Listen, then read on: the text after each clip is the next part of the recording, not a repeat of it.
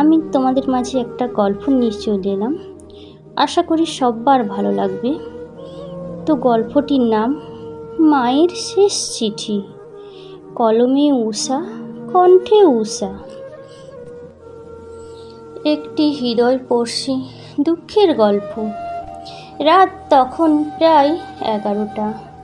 শহরের এক ব্যস্ত অফিসে বসে কাজ করছিল রাহুল। বড় কোম্পানির ম্যানেজার সে।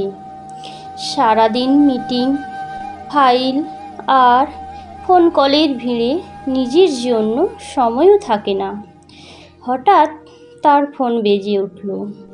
স্ক্রিনে ভেসে উঠল গ্রামের প্রতিবেশী কাকুর নাম।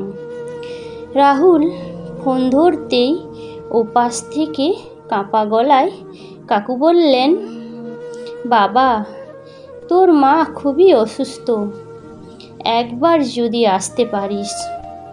রাহুল দীর্ঘশ্বাস ফেলে বলল, কাকু এখন খুবই ব্যস্ত, এই সপ্তাহে গুরুত্বপূর্ণ প্রজেক্ট চলছে, কাজ শেষ হলেই আসবো।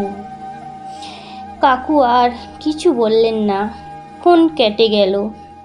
কিন্তু রাহুল জানতো না এটাই হয়তো শেষ সুযোগ ছিল। রাহুলের বাবা মারা গিয়েছিলেন যখন সে মাত্র 10 বছরের। তারপর থেকে মা তাকে একাই বড় করেছেন।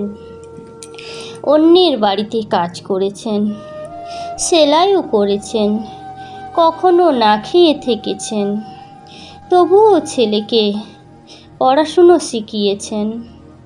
রাহুল ছোটবেলায় একদিন জিজ্ঞাসা করেছিল, মা, তুমি নতুন শাড়ি কিনো না কেন?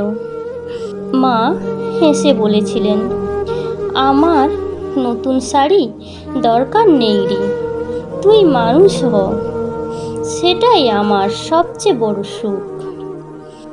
সেই মা আজ অসুস্থ, গ্রামের ছোট্ট ঘরে শুয়ে আছেন। কয়েকদিন পরে আবার ফোন এলো। খবরটা শুনে রাহুলের হাত থেকে ফোনটা পড়ে গেল। তার মা আর নেই। এক মুহূর্তেই যেন পৃথিবীটা থেমে গেল। সব কাজ, সব সাফল্য, সব টাকা অর্থহীন মনে হতে লাগলো। সে দ্রুত গ্রামের বাড়ির উদ্দেশ্যে রওনা দিল। বাড়িতে পৌঁছে দেখল উঠোনে অনেক মানুষ, সবার চোখে জল, কিন্তু যার জন্য এত তাড়াহুড়ো করে আসার তিনি আর নেই। মায়ের ঘরে ঢুকে রাহুল খুব ভেঙে পড়ল। মায়ের খালি বিছানা, বালিশ আর চশমা যেন নীরবে অভিযোগ করছে। ঠিক তখন প্রতিবেশী কাকু একটি খাম এগিয়ে দিলেন। তোর মা শেষ সময়ে এটা লিখে রেখে গেছেন। বলেছিলেন, রাহুল এলে ওকে দিই। কাঁপা হাতে খাম খুলল রাহুল। ভেতরে একটি চিঠি, মায়ের শেষ চিঠি। আমার সোনা ছেলে রাহুল, যখন তুই এই চিঠি পড়বি তখন হয়তো আমি আর তোর পাশে থাকবো না।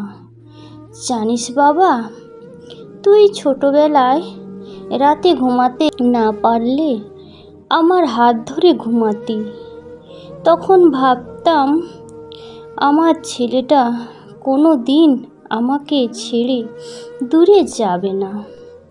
কিন্তু মানুষ বড় হয়, নিজের স্বপ্নের পেছনে ছুটে যায়। তুইও গিয়েছিস, আমি কখনো তোকে দোষ দিইনি। প্রতিদিন বিকেলের বাড়ির সামনে বসে থাকতাম, ভাবতাম হয়তো আজ আমার ছেলে আসবে।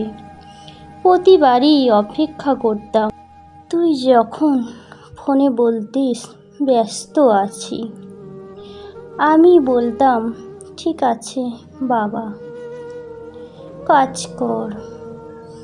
কিন্তু ফোন কেটে যাওয়ার পর অনেকক্ষণ চুপচাপ কাঁদতাম।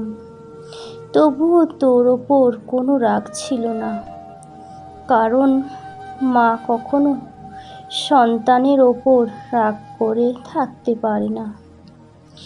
জানিস বাবা, আমার সবচেয়ে বড় কষ্ট ছিল অসুখ নয়, সবচেয়ে বড় কষ্ট ছিল তোকে দেখতে না পাওয়া। তোর ছোটবেলার ছবিগুলো দেখতাম, তোর পুরনো জামাগুলো এখনও আলমারিতে রেখে দিয়েছি, কারণ আমার কাছে তুই এখনও সেই ছোট্ট রাহুল। আমি চলে গেলে নিজের খেয়াল রাখিস। সময় পেলে মাঝে মাঝে আমার কবরের পাশে এসে একটু বসিস। আমি জানি তখন হয়তো কথা শুনতে পাবো না। আর একটা কথা, যদি কখনো তোর সন্তান হয় তাকে সময় দিস, যেন সে কোনোদিন আমার মতো অপেক্ষা না করে। ভালো থাকিস বাবা, তোর মা। চিঠি পড়তে পড়তে রাহুলের চোখে জল কাগজ ভিজিয়ে দিল। সে হাউমাউ করে কাঁদতে লাগলো। সে মানুষটি তার জন্য নিজের জীবন উৎসর্গ করেছিলেন। তাকে শেষবারের মতো দেখার সময়ও সে বের করতে পারেনি। সেই রাতে রাহুল মায়ের কবরের পাশে গিয়ে বসে রইল। আকাশে পূর্ণিমার চাঁদ, হালকা বাতাস বইছে। রাহুল ফুঁপিয়ে ফুঁপিয়ে বলল, মা, আমাকে ক্ষমা করে দাও। আমি অনেক দেরি করে ফেলেছি।